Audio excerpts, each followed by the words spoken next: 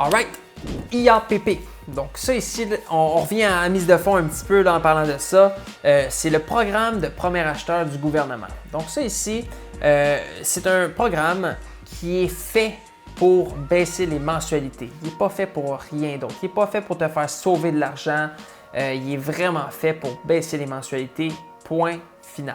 Donc, ce programme-là est adressé seulement aux premiers acheteurs qui font en dessous de 120 000 $ par année dans le foyer. Donc, si à deux, vous faites plus que 120 000, malheureusement, c'est pas bon. Tu peux skipper cette étape-là. Fait que dans le fond, la façon que tu peux déterminer si ce programme-là est bon pour toi, c'est dans le fond de savoir la différence mensuelle. Donc, de voir si la différence mensuelle est importante pour toi. Si la réponse est oui, tu y vas. Si la réponse est non, tu n'y vas pas. Avant de rentrer dans les différences avec et sans le programme, j'aimerais t'expliquer comment le gouvernement fait pour venir baisser ces mensualités-là. Eh bien, c'est simple. Lorsque tu mets ta mise de fonds, donc tu dois mettre ta mise de fonds, donc ton 5 %, eh bien, le gouvernement vient mettre un 5 % avec toi. Ça, c'est pour les maisons existantes. Donc, si tu achètes une maison existante, il met 5 % avec toi. Si tu achètes une maison neuve ou un condo neuf, une propriété neuve, eh bien là, le gouvernement peut mettre jusqu'à 10 % de plus. Donc, tu mets ton apport, le gouvernement met son apport. Là où je dis que le programme n'est pas fait pour faire sauver de l'argent, c'est parce qu'il y a des dépenses reliées à ce programme-là. Donc, il va te faire sauver de l'argent pour deux raisons. Tu ne vas pas payer d'intérêt sur cet argent-là que le gouvernement va cotiser avec toi et ça va faire baisser ta prime de SCHL. Parce que si tu mets 5 % et que le gouvernement met 5 %, eh bien là, ta prime de SCHL coûte moins cher. Donc, on disait tantôt là, à 5 %, à 10 % de mise de fonds, ça coûte 3,10 %. Eh bien là, c'est ça qui arriverait. Donc, tu sauves de l'argent là, puis tu ne payes pas d'intérêt sur cet argent-là, donc tu sauves de l'argent.